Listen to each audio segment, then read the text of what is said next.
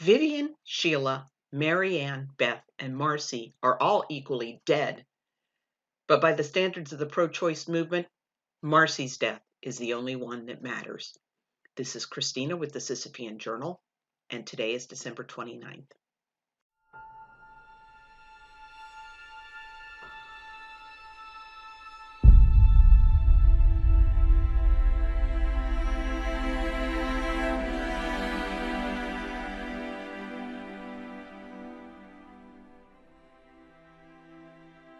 Hi. Today, December 29th, there are 4 abortion death anniversaries that I know about. 1 illegal and 3 of the safe and legal variety. My feeling is that all 4 of these women are equally dead. All 4 of these deaths and the deaths of their babies are equally tragic. And on December 29th of 1907, a 19-year-old named Marcy died at St. Elizabeth's Hospital in Chicago from complications of a criminal abortion. And a midwife named Mary Bing was arrested, tried, and sent to Joliet. So it's nice to know that she was actually locked up for doing this. And I haven't seen any evidence that she got out and resumed her abortion practice. Then the next death, we jump ahead to 1971. And because of the sources for this particular death, which are medical journal articles, they of course don't share the name of the woman. Life Dynamics dubbed her Beth. So to be consistent, I'm also calling her Beth. Now, this is 1971, which is before Roe versus Wade, but in 1970, New York just pretty much declared open season on fetuses up to 24 weeks. You could do the abortion pretty much any way you pleased, and it was resulting kind of a bloodbath for women. Doctors were doing really terrible, irresponsible things. Now, I don't know that they were being... The technique they were using was saline abortion, which is when the big needle, the amniocentesis needle, just like when they do prenatal testing, is used to pull out as much amniotic fluid as possible, and then a strong, sterile salt solution is injected into the uterus. And of course, that kills the baby. The baby swallows it, the baby inhales it, it gets in the baby's eyes. And these babies, the nurses that worked abortion wards called them candy apple babies because they were delivered with such scalded red skin. This abortion technique was known to be dangerous. The Soviet Union, Japan, and one other country, it escapes me, had already banned its use before New York legalized abortion. And 2 Japanese physicians, Takashi Wakatsuma and Yukio Manabe, really tried to get Western abortionists to drop this method. But it's kind of easy for the doctor because you just pull out the amniotic fluid, you stick in the saline, and you go home. Or you send her home. So this was really an ugly situation. Now, I don't know whether that's what they were doing with Beth or not. Because were they going to send her home? I don't know. They accidentally injected the saline directly into her bloodstream, which of course gave her seizures. She went to a coma, and she was pronounced dead on December 29th. The next abortion death is 1977. A 36-year-old named Marianne went in for a combination abortion tubal ligation that was to be done under general anesthesia on December 28th.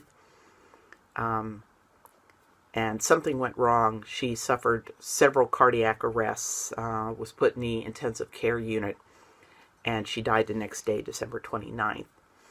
Then we jump ahead 10 years to 1987. A 31-year-old named Sheila went for a safe legal abortion at Concerned Women's Center in Houston. Sheila was 31. She was 17 weeks pregnant. This is December 29th, 1987. And the abortionist was Dr. Richard Cunningham. And about 4 minutes into the procedure, Sheila went into cardiorespiratory arrest and was pronounced dead later that day. And It appears that she suffered an amniotic fluid embolism, which is when the amniotic fluid gets into the woman's bloodstream. So I don't know the outcome of the case. Her husband sued the clinic and the doctor. And the most recent one is December 29th, 2003.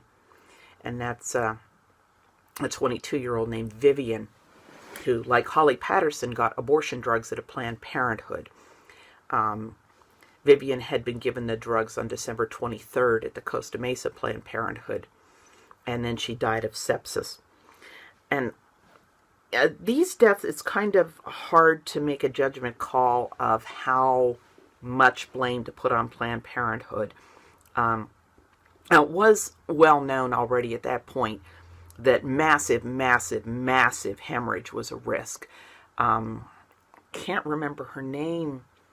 There was a rather high-profile female abortion doctor who, before chemical abortions became common in the U.S., was doing clinical trials, and she was talking at a National Abortion Federation conference about how hard it was for her staff to get used to these chemical abortion patients coming in for follow-up visits and standing at the front desk with the blood just running down their legs, overflowing their shoes and pooling on the floor around their feet.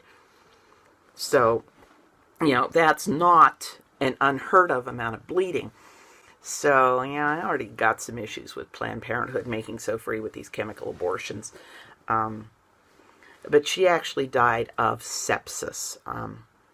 And this is something, the first drug kills the baby, and then another drug is given to cause the dead baby to be expelled.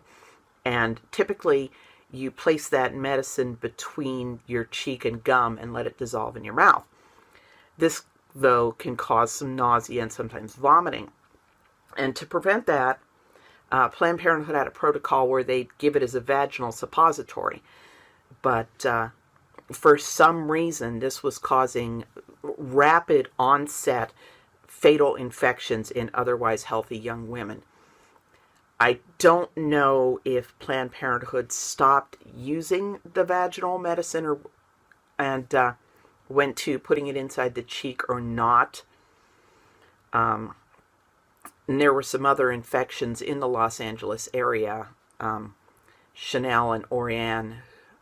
Chanel also got her drugs at a Planned Parenthood. So that's 3 RU486 deaths in the Los Angeles area. They got their drugs at Planned Parenthood. And there were other National Abortion Federation members involved. So those are the deaths we have today.